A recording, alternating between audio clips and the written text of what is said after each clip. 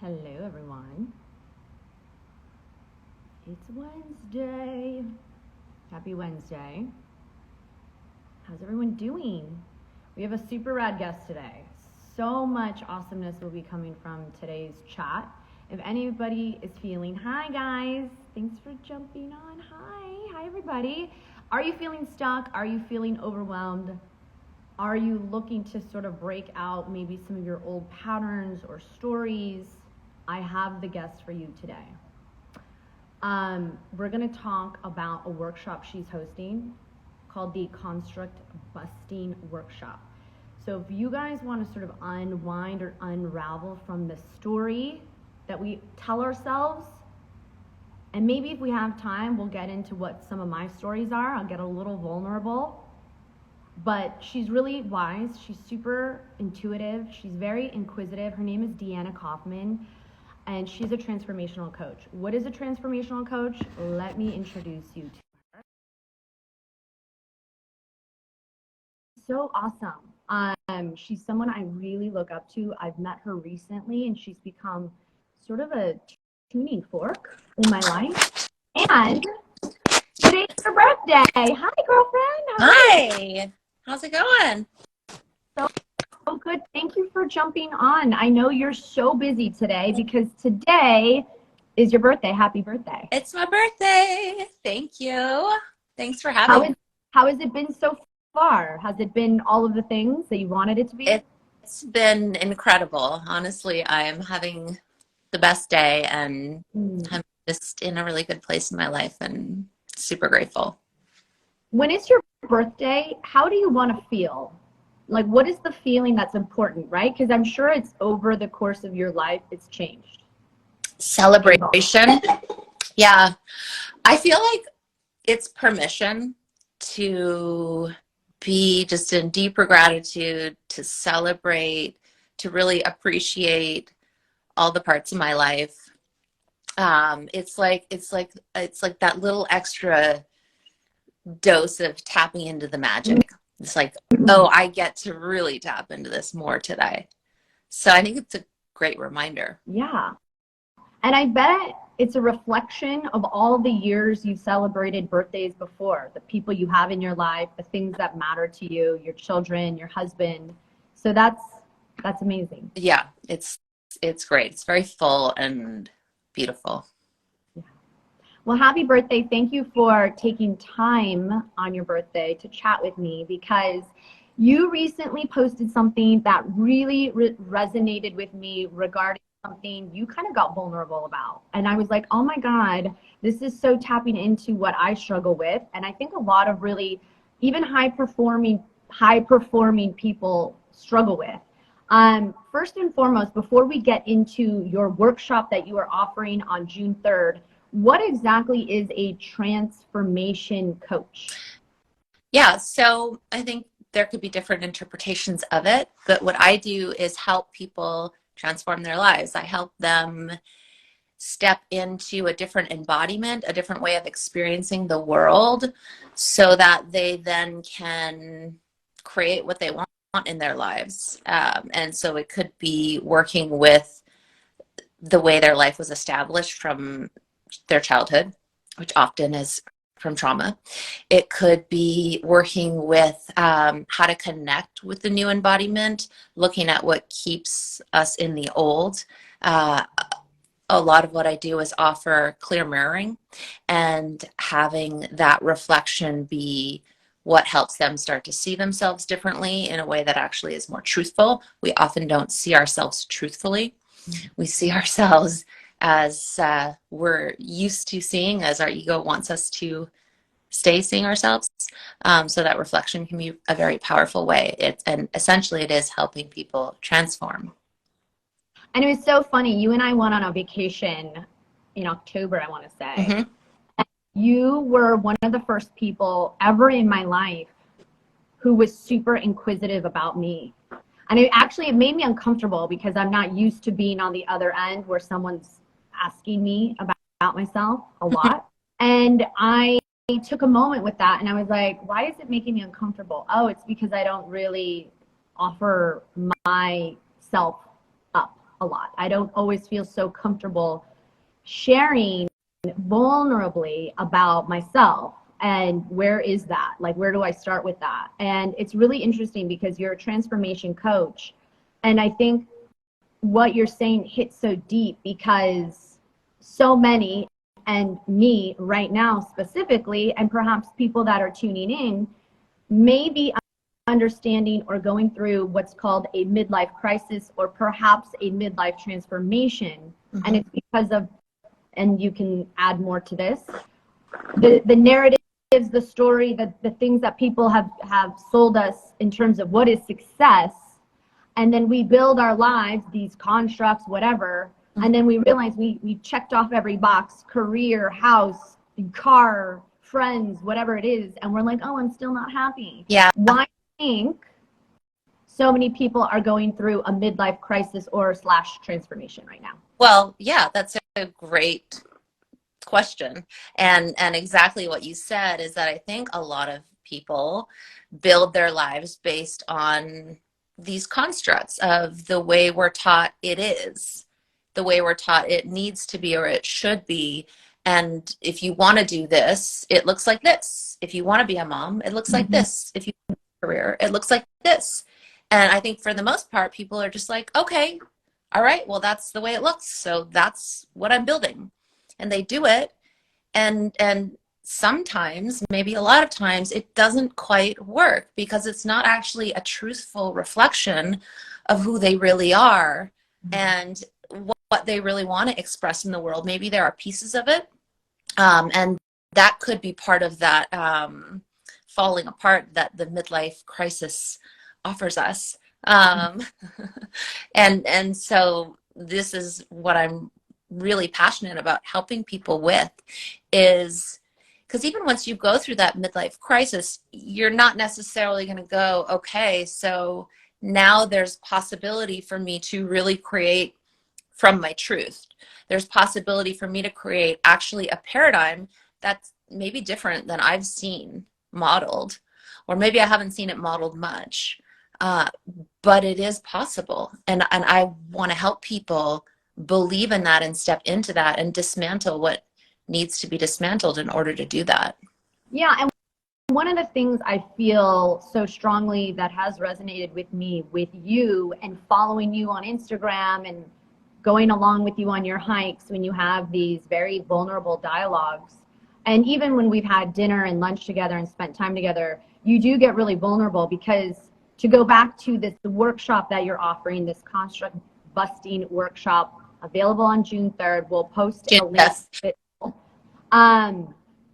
But you talk about your own, because a part of me wants to go deep and go, why did you even want to create this? Like, what was happening for you? And then you kind of share a little bit about your story, if you don't mind. Yeah. Like, where did this kind of concept come up for you when you built it? Yeah. I mean, I think a lot of it was inspired from in my current life, based on the types of people that I work with a lot and the types of people I interact with a lot. A lot of them are in non-traditional careers. A lot of them are actors, writers, directors, artists of some sort. And any construct can be hard to buck. Whenever the collective consciousness is bought in on something and is saying this is the way it is, it can be really hard to go, not for me, right? And I hear people say a lot, well, that's just the way it is. Well, if you want to do that, you have to do that. And without even like being very conscious of it most of the time. And so I was like, what if I could create something that could help more people bring their consciousness here to actually, is that the way it is? Do you want that to be the way it is? Because we can start going off-road a little here and creating some new grooves. And going back with myself, I've walked a non-traditional path. And yeah, I struggled a lot in my earlier years in acting, becoming a mom on the younger side for the first time, and then finding my way out of that into another career that was really true for me.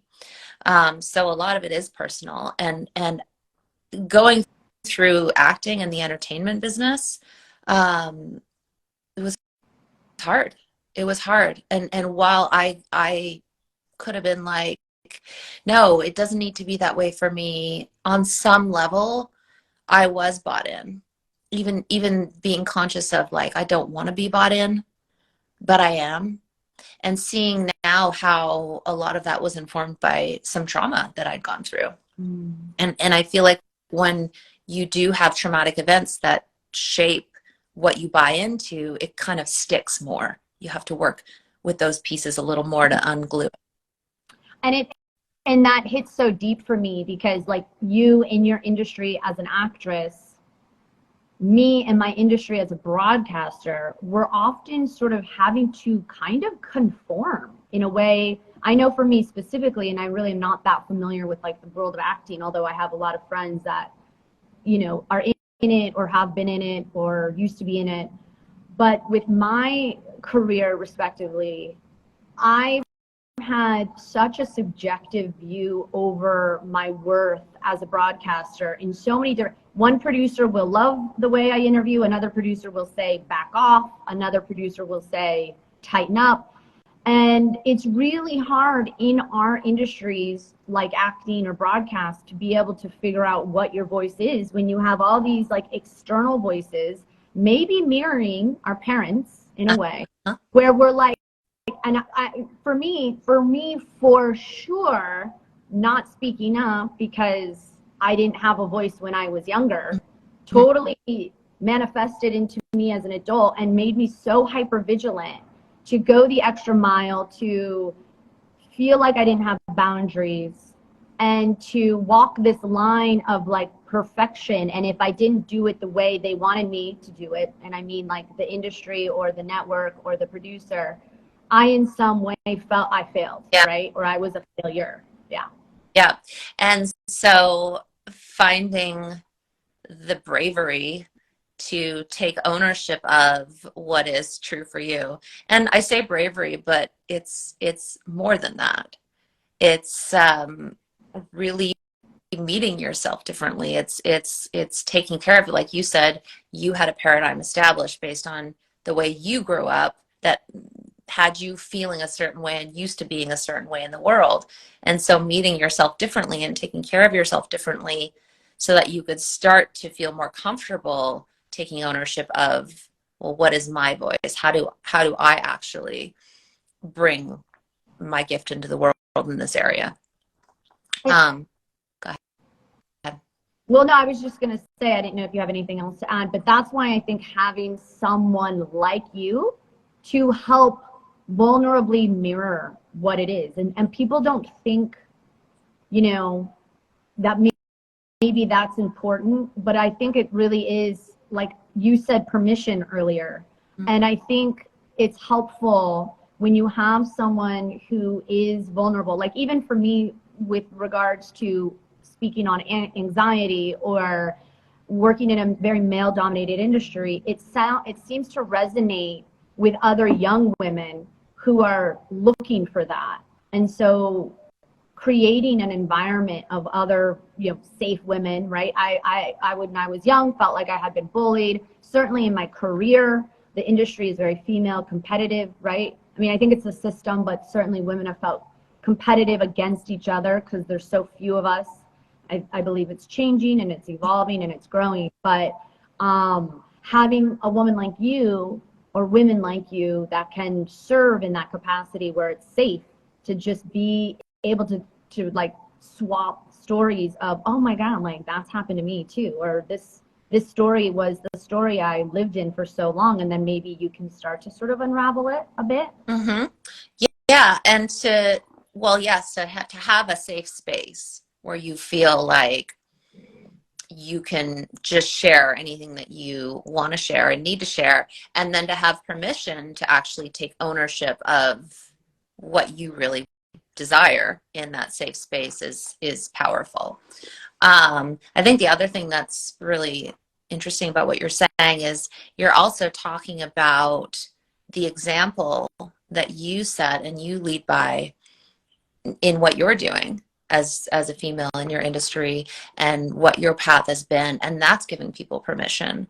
And what I've seen, the other side of going back to what inspired me to do this workshop is, I was talking about a lot of people having these assumptions that are holding them back.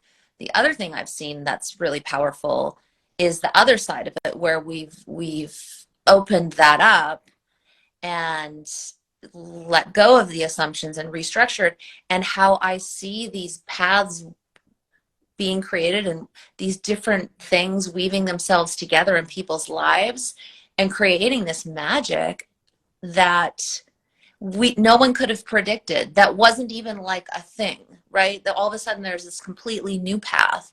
I have a client who is a coach and really impactful and successful in the industry, who has also always been a singer but hasn't done it professionally in a long time, and just released an EP today, her first song of her EP. Wow. Sort of has been like this process of weaving together over the past few years, opening up, letting go of these assumptions, creating her own construct, where now she gets to have this big career as this incredibly impactful coach and this amazing business she's running, and she's bringing her artistry forward again in this new way that's unique to her. And so the other piece that makes me so excited, or the other inspiration for this, is seeing that and knowing how powerful that is and how exciting and wonderful that is, and wanting to be able to share that with more people.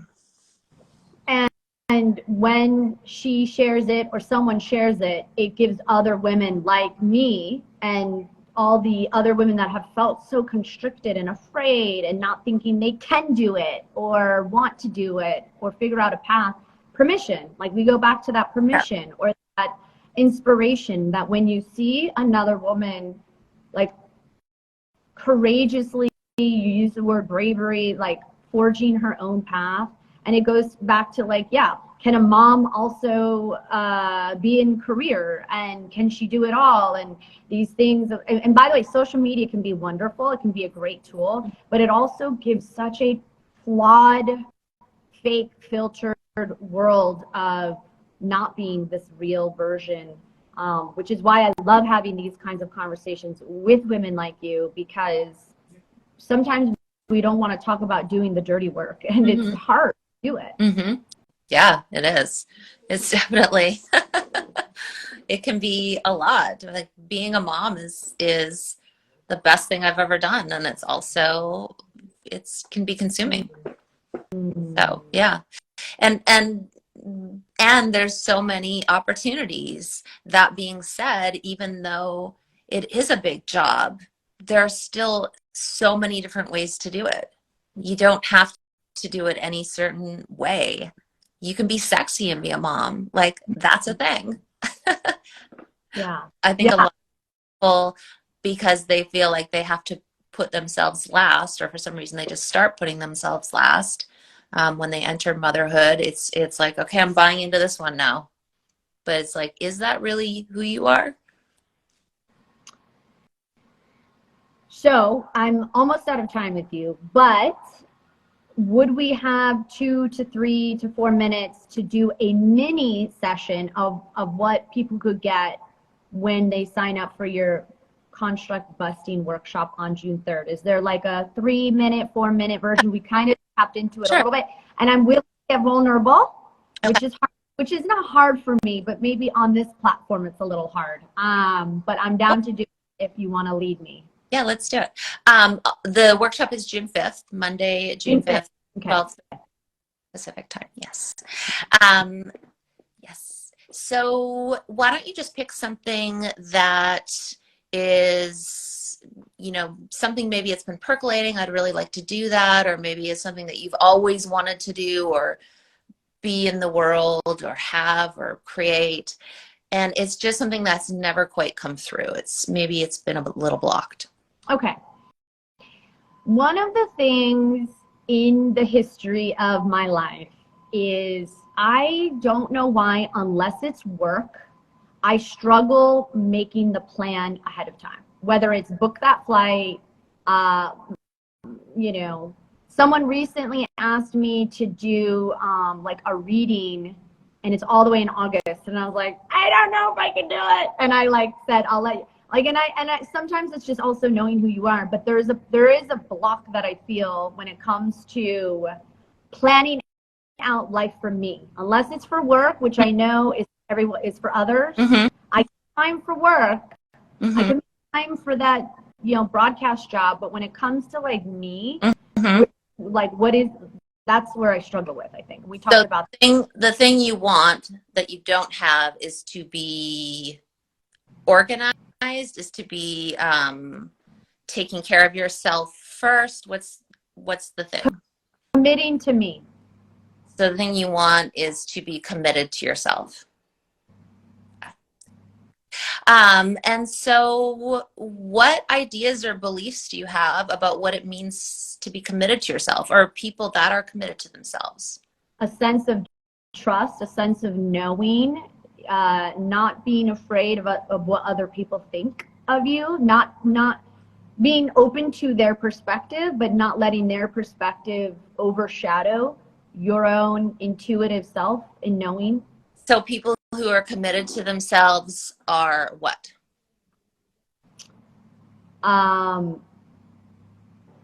They trust themselves. Mm-hmm. They know what's right for themselves. Mm-hmm. They're confident. They're committed. Mm-hmm. And they're not afraid of what other people think. Okay. So those all sound like very positive things.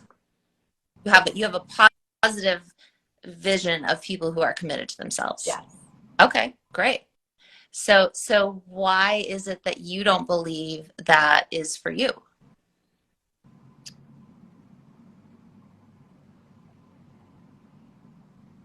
Because I think I prioritize everyone else's needs over my own, and perhaps even more at a core, I don't even know or didn't know what my needs were. Okay. So you haven't been in touch with your needs or able to own them. Mm-hmm. But primarily you just haven't been in touch with your needs. Yeah. So what would it feel like, or what would it be like? What's the reality, or just even like the peek in of being in touch with your needs? A sense of a freeness of fear. Okay. I think I'm trapped in sometimes a lot of anxiety of worrying. Mm-hmm. I mean, like, it's funny, even getting here on time, mm-hmm. I made plenty of time. But then there was an incident where I was like, oh my God, I don't know the exit to one of these gates and stuff. And I was just like, I just went and spiraled. I mean, it was like wild how I'm aware of it. I'm even aware of it. But then I give myself plenty of time so I don't have to have that happen to me. But even when I do, it's like this cascade of weight and fear, mm-hmm. and that cripples me sometimes. Mm-hmm. Mm-hmm. And keeps me out of the knowing, and keeps me out of the trusting of myself. Uh-huh. And what do you get out of that? Fear and tightness, and but what's and it's going to work out. What's the payoff yourself and the crippling? I don't have time for myself. I don't have time to check in with my needs. Everything is like, oh, everything else is consuming me. What's the payoff for you in that? There's zero. Well, there's something. There's something. You mean like what's the good in that, or what is it doing to me? What's it doing for you? What do you get out of it?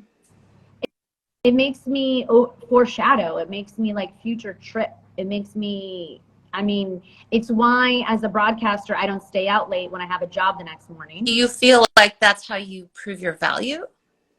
By being consumed by things and not taking care of your own needs? Yeah.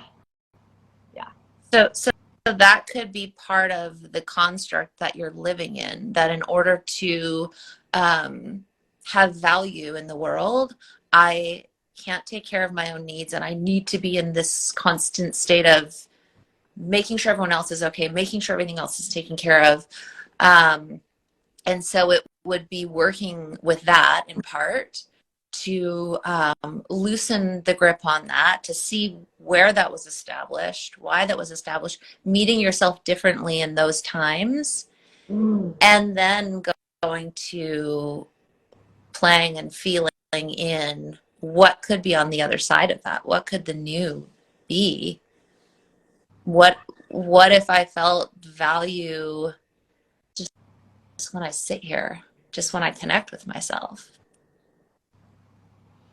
It's so interesting. Someone recently said, because I have struggled sitting with myself and being alone, and they asked me the question of, well, what would it be like when you go to someone else's house? Like, how do you take care of them? Can you give that offering to you when you're home? And it was really profound, like you said, like, what's the value I can give myself? Like, make a date with me and feel how that feels. And like, I'm sure it feels great.